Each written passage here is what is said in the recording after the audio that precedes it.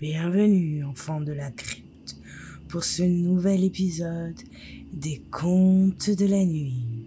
Aujourd'hui, on part sur une magnifique Sadpasta, écrit par mon cher ami, Histoire de l'autre monde.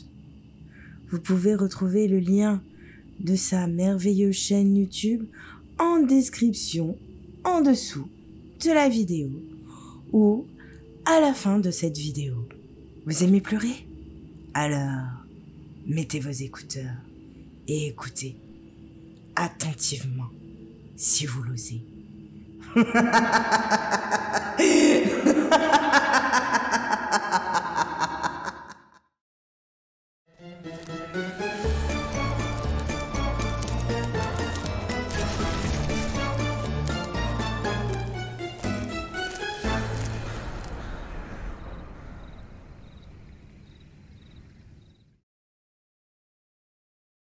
L'orphelinat de la souffrance.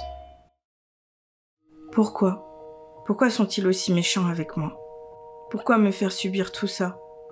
Qu'ai-je bien pu faire pour mériter toute leur haine, leurs coups, leurs blagues si cruelles envers moi? Et ma mère Antoinetta, la mère supérieure, au lieu de condamner leurs actes envers moi, ne fait que les encourager. Je sais qu'elle me déteste, qu'elle voudrait que je n'ai jamais été emmenée dans son hospice. Elle, qui s'est toujours vantée de n'avoir que des enfants sains dans son établissement, victimes de conflits et de guerres, ayant coûté la vie à leurs parents, ou bien d'assassinats de ces derniers dans les ruelles sombres de Parme. Pourtant, moi aussi je viens de la commune de Pellegrino-Parmence, tout comme eux. Enfin, c'est ce que m'a dit sœur Dorothea quand j'ai atteint l'âge de 11 ans. Elle m'a aussi dit que contrairement à tous les autres enfants de l'hospice où je vis, je devais ma présence au fait d'être un enfant d'école per la vita, les berceaux de vie ou tours d'abandon.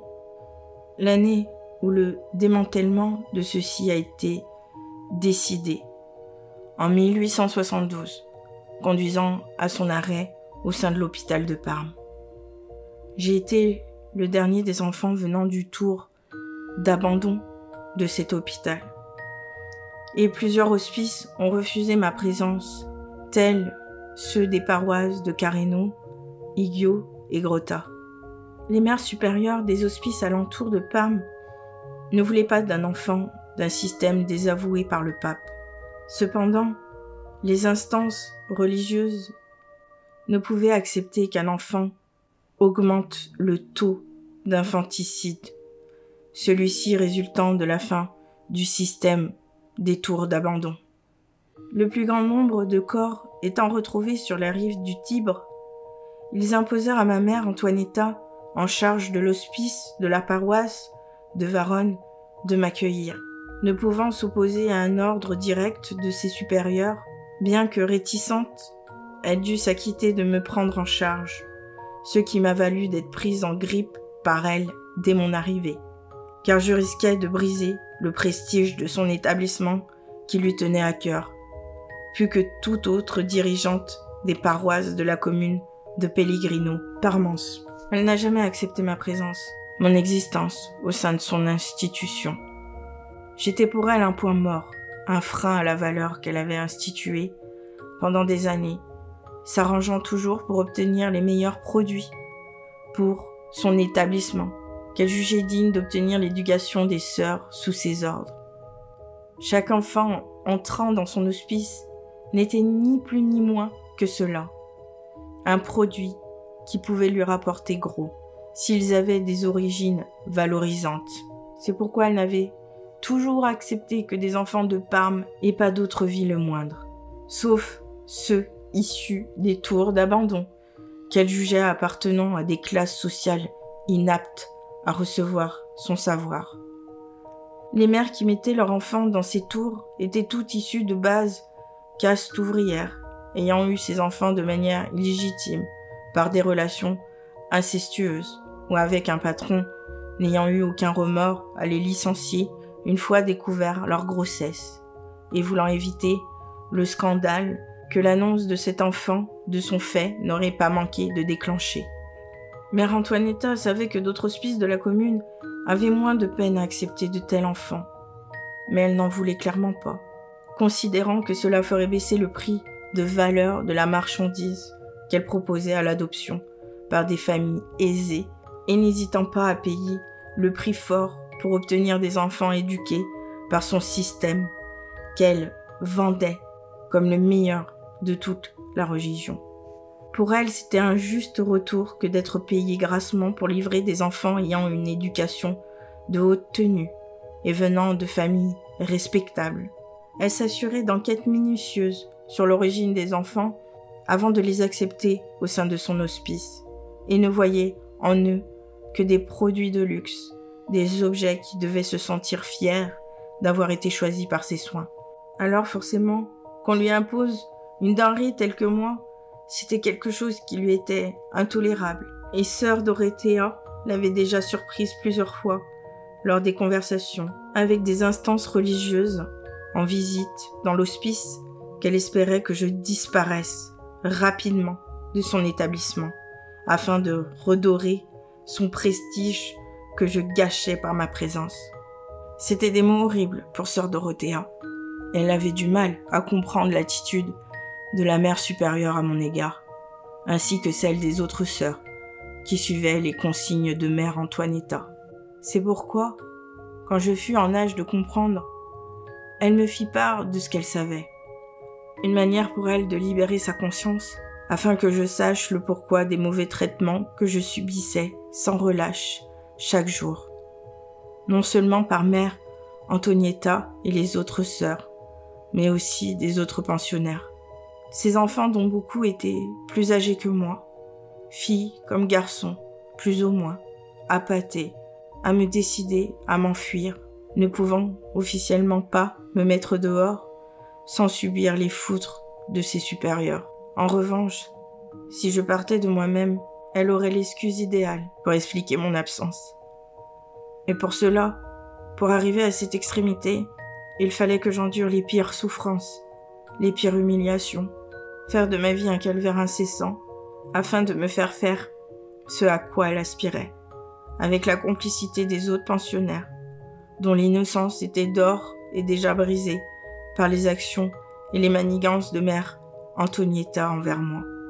Cependant, je résistais à tout ça, comme les chutes orchestrées par les autres enfants lors de nos corvées quotidiennes, me déclenchant des écorchures et parfois des blessures plus graves, tout juste nettoyées en surface par les sœurs complices du stratagème de mère Antonietta, à l'exception de sœur Dorothea, la seule qui prenait pitié de moi, de ma souffrance, de ma tristesse, lorsque je m'isolais dans un coin du dortoir, pendant que les autres étaient au dehors, pleurant à chaudes larmes dans mes vêtements sales de la poussière accumulée depuis plusieurs jours.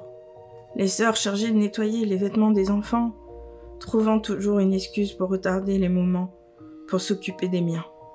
À cause de ça, je pouvais porter les mêmes sous-vêtements pendant une semaine entière, n'ayant le droit de me laver que tous les 3 jours, alors que les autres pouvaient avoir accès à la salle de toilette tous les jours, et même parfois 2 fois par jour, quand ils se salissaient lors de leurs tâches quotidiennes ou bien en jouant à l'extérieur, ce qui m'était bien évidemment interdit.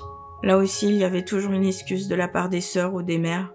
Là aussi, il y avait toujours une excuse de la part des sœurs ou de mère Antonietta elle-même, pour me demander de m'acquitter d'un travail supplémentaire à l'heure des pauses, parfois même pendant l'heure de repas, devant me contenter des restes laissés en salle des repas, et se limitant parfois à quelques quignons de pain et d'un fond de soupe froide.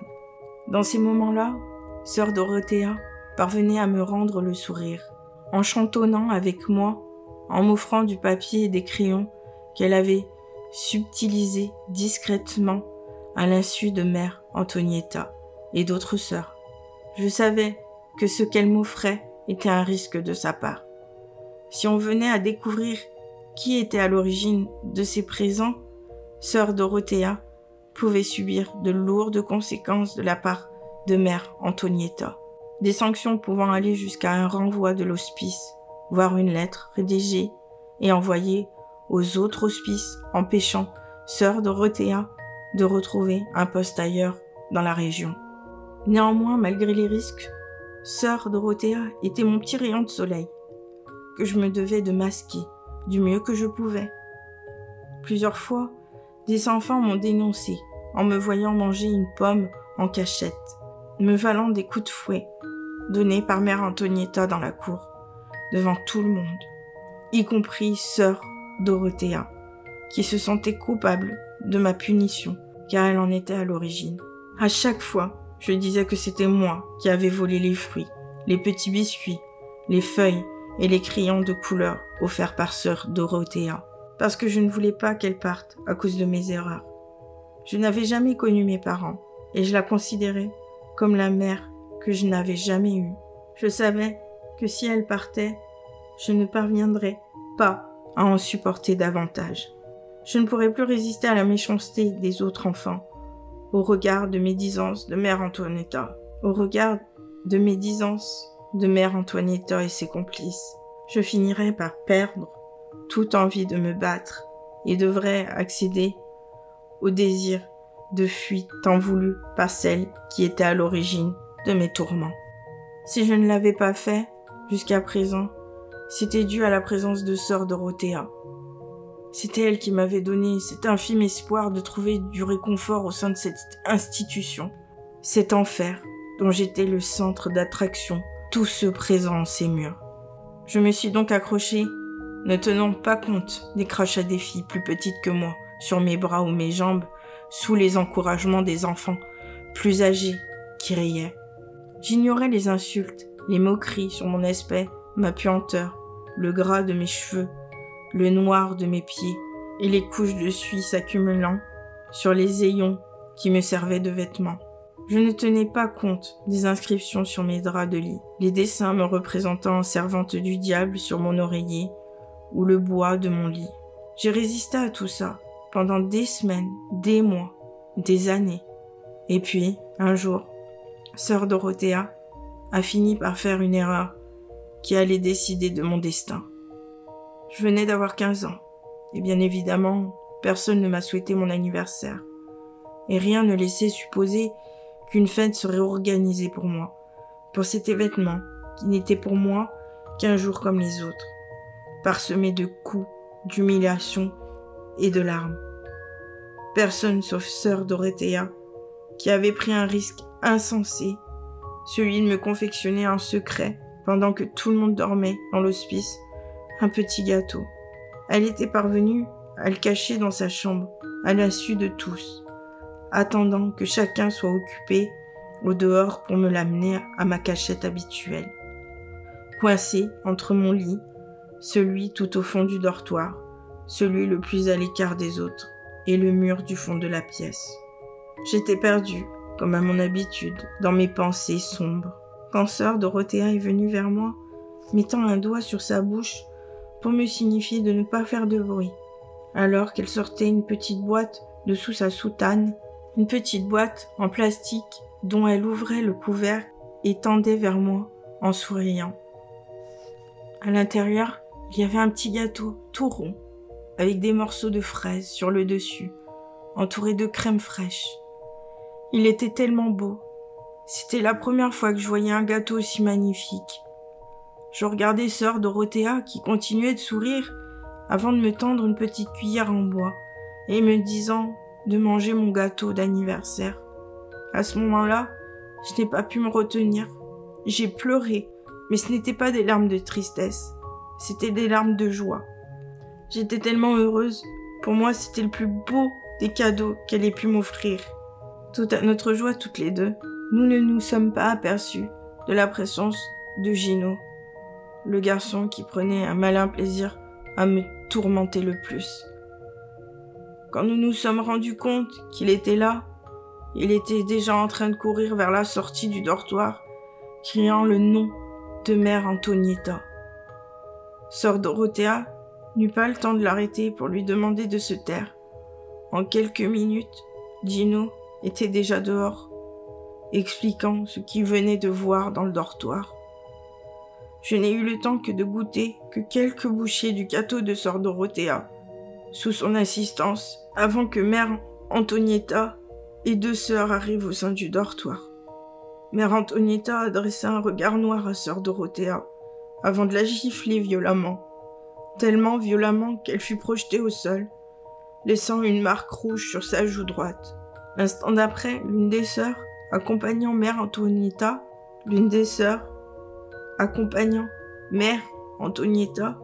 m'arracha la petite boîte contenant le gâteau, pendant que les autres sœurs m'agrippaient par le bras et m'obligeant à la suivre, me faisant traîner sur le sol. Pendant que je criais le nom de sœur Dorothea et que je voyais Ginot prenant plaisir à écrabouiller le gâteau qu'elle m'avait confectionné, je crois que je n'ai jamais autant pleuré que ce jour-là. J'ai cru que toute l'eau de mon corps venait de sortir de mes yeux. La sœur, m'ayant amené, m'enferma dans une pièce toute noire, sans fenêtre, sans meubles, sans même un lit, avec pour seule source de lumière des barreaux situés sur le haut de la porte. Juste après, j'entendais le bruit d'une clé tournant la serrure et des bruits de pas s'éloignant. Je criais de toutes mes forces, appelant sœur Dorothea de venir à mon aide. Je criais de la laisser tranquille, que c'était ma faute, qu'il ne fallait pas la punir, mais me punir moi. Qu'il ne fallait pas la punir, mais me punir moi. Mais mes cris se perdaient dans le vide des couloirs. Je continuais de crier malgré tout, mais mes forces s'amenuisèrent, et la fatigue me submergeant, je finis par m'endormir sur le sol froid de la pièce. Je ne sais pas combien de temps je suis restée à l'intérieur. J'ai perdu toute notion du temps à mon réveil. Un réveil brutal. C'est Mère Antonietta qui m'a sortie de la pièce. Elle avait un regard encore plus noir que d'habitude, me tenant par le bras, le serrant tellement fort que j'ai cru qu'elle allait me l'arracher. Elle m'emmena dans son bureau, me fit asseoir, puis se positionna devant moi.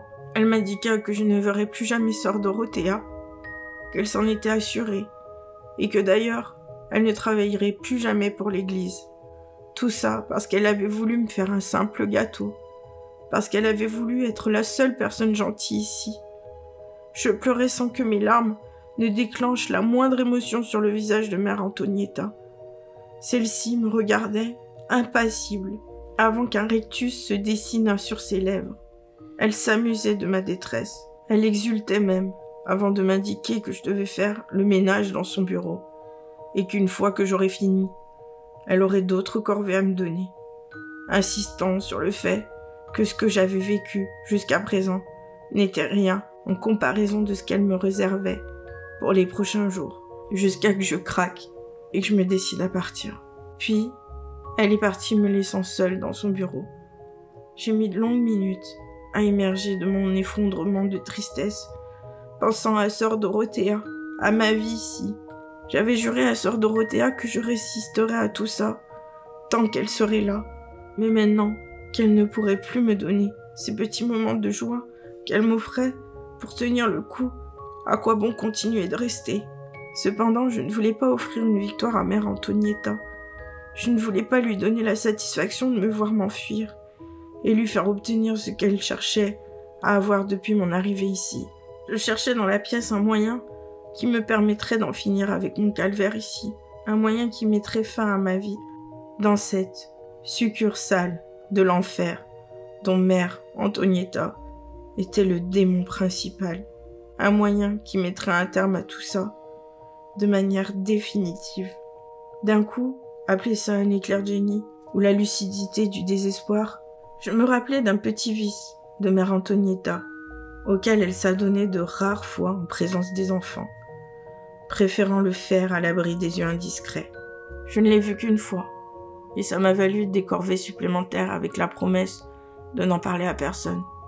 Elle avait l'habitude de fumer du tabac avec une sorte de tuyau qu'elle mettait dans sa bouche, et pour allumer le tabac, elle se servait d'allumettes qu'elle frottait à l'aide d'un pyrogène en argent, preuve de sa richesse obtenue sur le dos des enfants à qui elle inculquait, elle et les sœurs sous ses ordres, son éducation.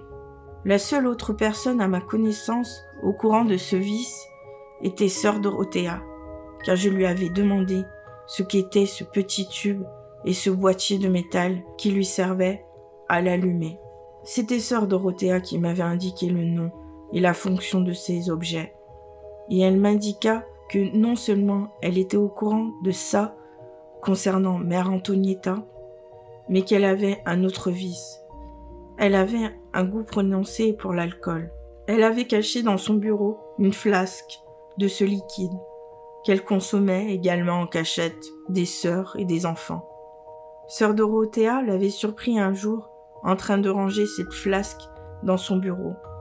Si sœur Dorothea m'avait dit tout ça, c'était pour m'indiquer que tout le monde avait un secret, en me précisant que si Mère Antonietta allait un jour trop loin, il me suffirait de la menacer de divulguer son petit secret. J'aurais pu me servir de cette information des dizaines de fois, mais ça n'aurait pas servi à grand-chose. Mère Antonietta aurait bien évidemment nié être en possession de ces objets. Et personne parmi les sœurs n'aurait été assez folle pour vérifier dans le bureau de leur supérieur les dires d'une gamine qui servait de souffre-douleur et que personne ne respectait. Elle aurait pris ça comme un moyen de défense de ma part pour me sortir d'une punition, et rien de plus. Mais aujourd'hui, Mère Antonietta avait fait une première erreur, celle de me laisser seule dans son bureau, ignorant que je connaissais ses petits secrets la concernant. Je savais aussi l'action du feu sur l'alcool. Je l'avais lu en cachette dans un des rares livres présents au sein de l'hospice. Je me dirigeais donc vers le bureau de Mère Antonietta et ouvrais le premier tiroir. Rien. J'ouvrais le deuxième, toujours rien. Juste des papiers. Puis en ouvrant le troisième tiroir, je trouvais ce que je cherchais. La petite flasque d'alcool et le pyrogène qui servait à allumer son tabac. Sans même réfléchir, car j'avais déjà décidé de ce que j'allais faire pour être libérée de Mère Antonietta, je m'emparais de la flasque, dévissant le bouchon, et m'empressais de déverser son contenu sur ma tête. L'odeur était horrible, mais je devais continuer. Je n'étais qu'à la moitié de mon plan. Je prenais alors le pyrogène en main, prenant une allumette parmi celles placées dans le creux de l'objet, et frottais celle-ci sur la surface rêche du pyrogène afin de l'allumer. Je regardais quelques instants l'allumette enflammée, la fixant, voyant en elle le moyen d'être enfin libérée de tout ça, de la haine de Mère Antonietta envers moi, parce que je ne faisais pas partie des produits de luxe qu'elle vendait aux familles fortunées, faisant partie de son commerce lucratif qu'elle osait appeler adoption, ayant même le culot de se considérer comme une sainte, une libératrice de la détresse d'enfants orphelins, alors qu'elle était tout l'opposé de ça. Une libératrice, elle, quelle blague. La vraie libératrice pour moi. Une libératrice, elle, quelle blague. La vraie libératrice pour moi, c'était cette allumette qui m'offrait son éclat devant moi. Puis je me libérais de mes pensées et apposais l'allumette sur ma tête. Je sentais immédiatement la chaleur envahir mes cheveux, mon crâne, ma peau. Les flammes descendant la ligne produite par l'alcool, ayant coulé le long de mes habits crasseux, dont la poussière devenait un vecteur inflammable d'une rapidité étonnante. J'ignorais pourquoi, à cet instant, je ne criais même pas. Je ressentais ces flammes comme une délivrance et je n'avais pas peur d'elles. Je les laissais envahir tout mon corps, jusqu'à atteindre mes pieds. Je devenais un ange de feu, prêt à s'envoler au paradis qui m'était promis. Là où je retrouverais peut-être ma mère qui m'avait abandonnée, qui sait, ou d'autres enfants qui ont subi la mort par des parents préférant leur sacrifice à la douleur de les voir mourir de faim sous leurs yeux, ajoutant à leur souffrance et leur détresse. Qu'importe après tout. Tout ce qui comptait, c'était que je parte loin de ce monde qui m'avait apporté que larmes et désespoir. Je n'entendais même pas la voix de sœur et de Mère Antonietta venues dans le bureau, alertées par les flammes, alors qu'elles étaient au dehors avec les autres enfants, ignorant comment arrêter ce feu de l'enfer que j'avais déclenché. Je riais intérieurement, en me demandant quel mensonge Mère Antonietta allait bien trouver à dire quand l'enquête trouverait l'origine de ce feu. Cet alcool qui n'était pas censé être là.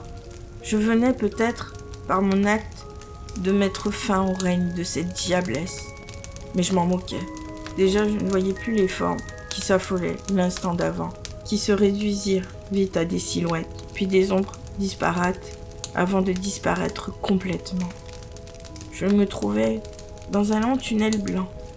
Je n'avais plus mes vêtements crasseux, mes cheveux étaient propres, je sentais bon, je ressentais l'instinct d'avancer.